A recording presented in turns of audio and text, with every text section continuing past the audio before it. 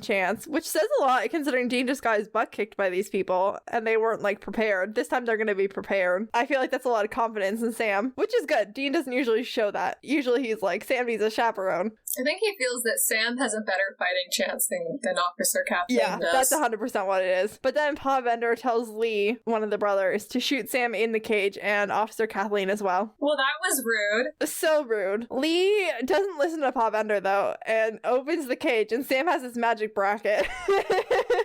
And Sam overpowers Lee, but the shotgun jams, so he tosses it aside and just leaves it there, which, I don't know, I would have taken it with me and unjammed it on the way, but... Use it to hit people. Yeah.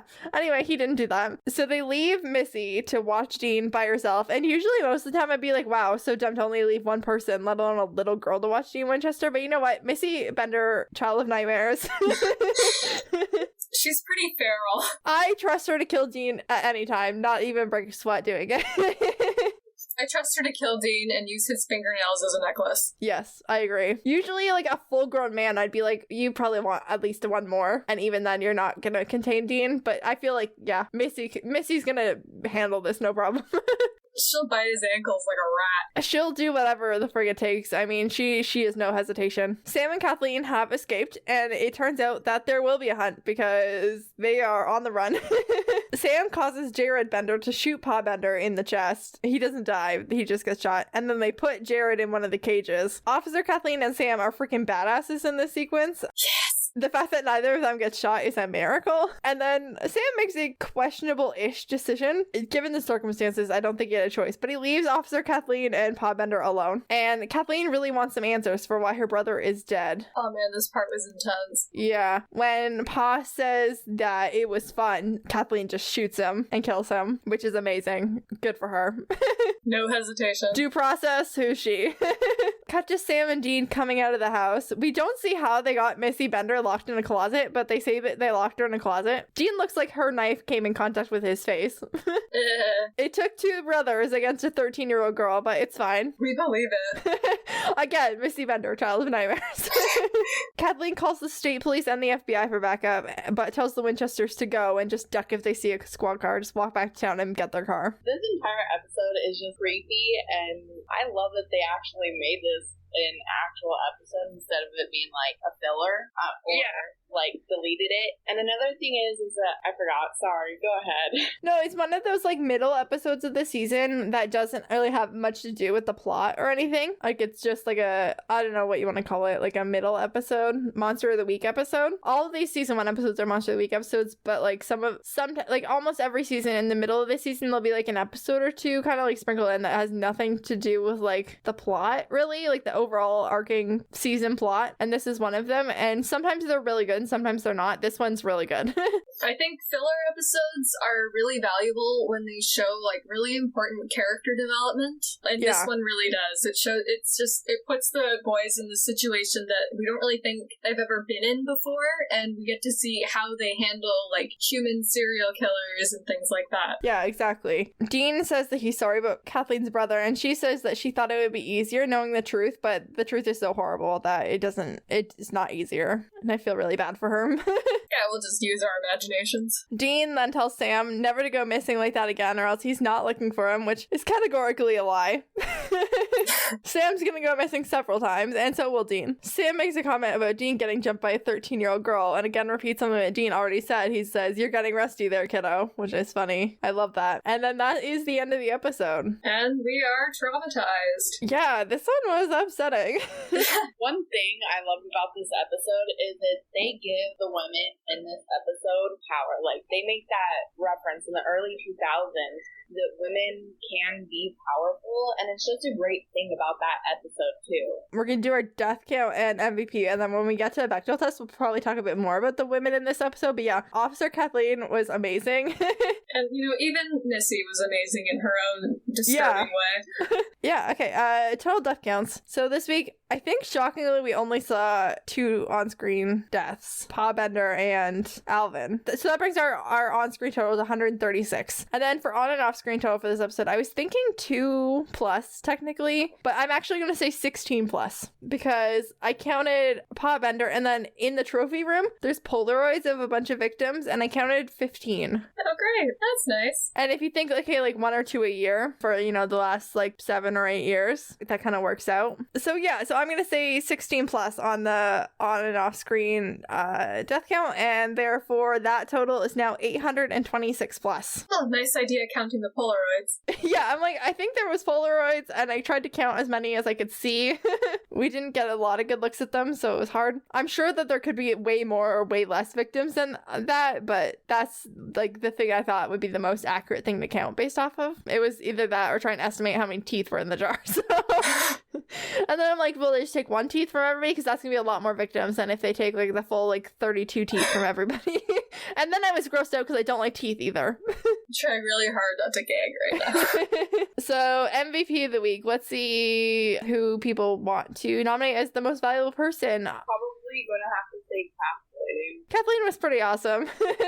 She did take out Pa Bender, so I love that. You know, Sam, Dean, and Kathleen were all really awesome, but I don't know, maybe I'll go with Sam. I also went with Sam because he overpowered Lee Bender with a bracket and he kind of saved Kathleen and tricked Jared into shooting Pa Bender. And this episode might have been about Dean saving Sam, but Sam pretty much got himself out while Dean was tied to a chair, so Good job. I'm giving this one to Sam. I feel like Sam earned it. He really did, though. I mean, at the very least, he was stuck in a cage for a few days, and he deserves some credit for that. He got a bit of a breather before he broke out. Next, let's do that Bechdel test. So, did we have 2 named women in this episode? Yes, we had Missy and we had Kathleen. Did they talk to one another? Yep, it was a conversation. Yes. Mm-hmm. Was that conversation about something other than a man? Yeah, I think so. Yeah, there was, but... It was mostly about Sam. Yeah, it was. Well, she asked her if her mom was home. I mean, she was doing that to look for Sam, though. Damn it. Yeah, I'm gonna say no on this one. Oh, well, at least they were both good characters, though. I think this is another example of ones that, like, it doesn't pass the Bechdel test, but the women characters that we had were really strong characters. I mean, could have just gone, like, 1 step farther and we would have passed the Bechdel test, but... Like, Dean and Kathleen had, like, a whole episode together, and she wasn't shoehorned into a love interest, and I love that so much. Yeah, and I feel like they really connected because she lost her brother, and Dean was really worried he was going to lose his brother, and I feel like they really, like, bonded over that and, like, understood one another on a pretty deep level. She got so much character development. Like, they really fleshed her out and made her more than just, like, a cop. Yes, I really enjoyed her character, and again, I love Jessica Steen, who played her character. Yeah, and Missy was also great. I mean, I fully 100% believe that Missy Bender can, and she kind of did in this episode, take down a Winchester on her own, so... Yeah, I think Missy Bender was also a great character, and a lot of people think she's, like, one of the scariest, like, things that happen in season 1, and they're not wrong. She is. Like, she's scarier than all the other Benders. Like, they just look like rednecks. She looks like she will eat you, literally, and she also bones in her hair. Absolutely terrifying. What kind of bones do you think they are? Like, fingers? They were small, so probably. Animals? I mean, you gotta hope for animals at that point, right? You gotta hope she's not wearing people's bones in her hair, but, like, again, the first thing my brain just said was fingers, so... Also, they had a jar of teeth, and there was a jawbone hanging from the ceiling, so yeah, they're probably fingers. On the topic of the teeth, time for a low light and highlight. Meredith, what was your low light and your highlight this week? I think I had something written down. Let me just find it. Check your notes. While you're checking, Jaden, what was yours? Honestly, I have no idea.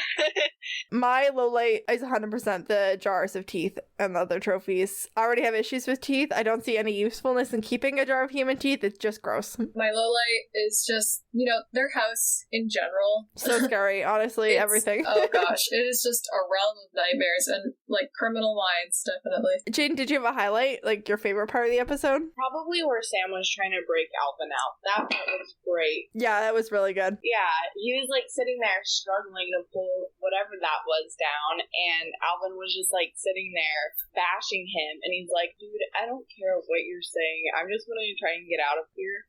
But when Sam tried to stop him, Alvin was too cocky, and it was just probably the best part. Yeah, that's great. It was really great. That whole interaction was wonderful. Meredith, what was your highlight?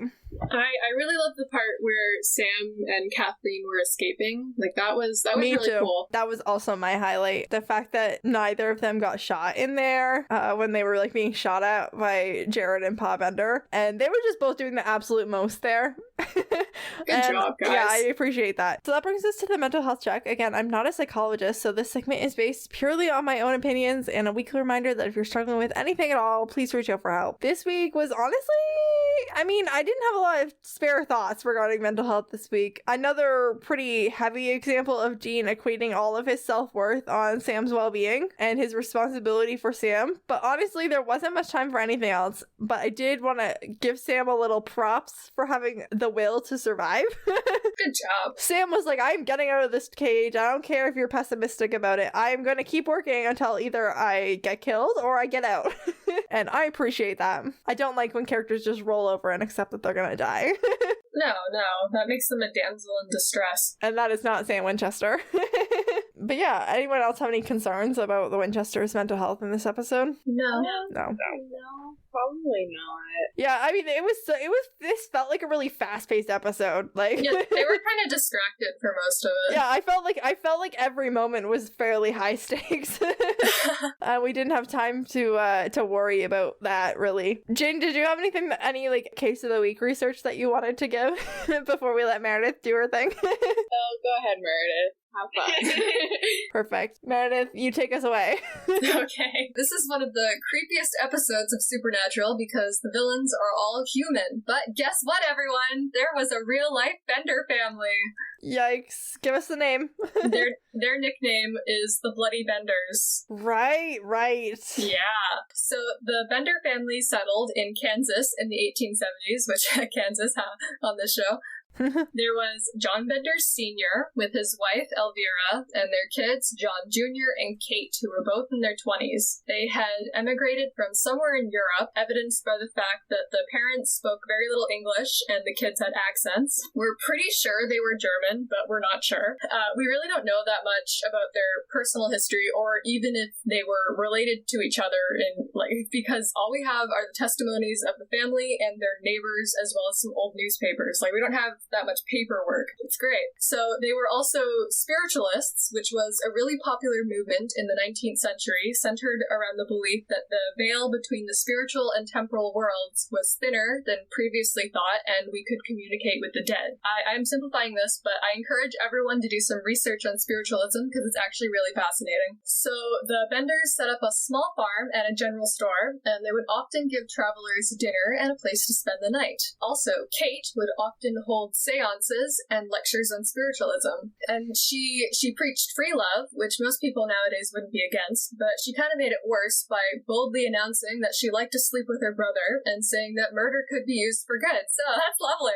We are checking off so many boxes on like stereotypical creepy villain bingo night, like mysterious immigrants settling in the middle of nowhere, and one of them hears ghosts and thinks killing people could be pretty cool, and they enjoy helping strangers from out of town, and there's incest. So, like, there's just a whole package. Also, apparently Mr. and Mrs. Bender were really unpleasant people, and their neighbors hated them. That sounds about right. Then, right after they got settled, people started going missing, and some bodies were discovered with their throats cut and their heads bashed in. And by 1873, it got so bad that people started avoiding that area altogether. Love it. For some reason, no one was really that suspicious of the Benders, even though there were, like, so many red flags. But the beginning of the end was when a man named Dr. William York went missing in their area, and he had two brothers, one of which was Colonel Alexander York, who was a lawyer, a member of the Kansas State Senate, and a Civil War veteran. Oh, you took someone related to somebody high stakes. It gets better. Also, he'd exposed a corrupt politician during the previous year, so he's basically one of the last people the Benders ever wanted to see on their doorstep. Yep, sounds right. Also, he got a group of about 50 guys questioning everyone who lived in the Benders area and all the travelers going on the trail nearby. Fun. He eventually wound up at the Benders' place and explained that he was looking for his brother, which is familiar for this episode. They remembered giving him dinner, but didn't know where he was. Interesting. Colonel York initially believed the family, but returned pretty quickly after hearing they'd threatened one of their neighbors with knives. He didn't manage to confirm anything, though, but at around the same time, nearby communities started accusing the Benders community for all the disappearances. And then there was a big town meeting to discuss it, and they agreed to search all the homesteads, and the Benders took that opportunity to skedaddle. Smart. That turned out to be a really good idea, because when their home was searched, everyone found a trap door under a bed that led to a little